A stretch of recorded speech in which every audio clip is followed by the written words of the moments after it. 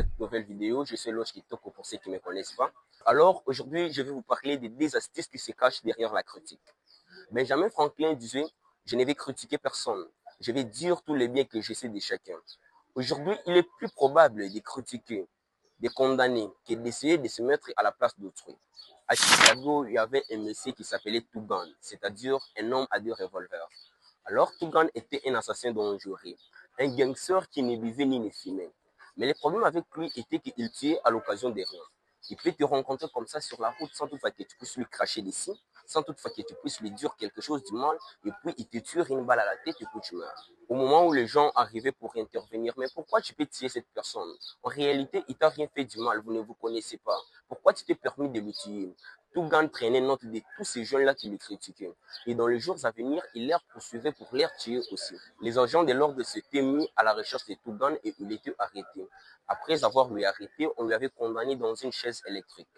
Mais ce qui m'étonne ici, c'est sa déclaration.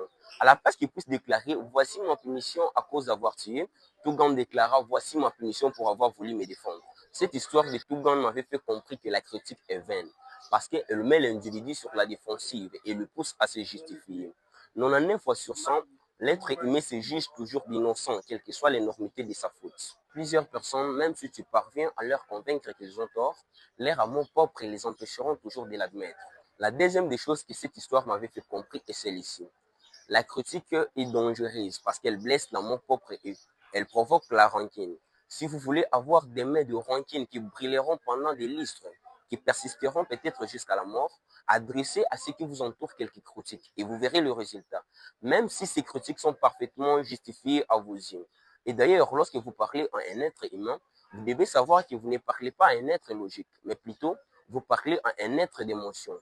Une créature tout hérissée de prévention, muette par son orgueil et par son amour propre. Donc, pour bien vivre sur cette terre, pour ne pas avoir de problèmes ou de rancune avec les gens, ne critiquez pas, ne condamnez pas non plus.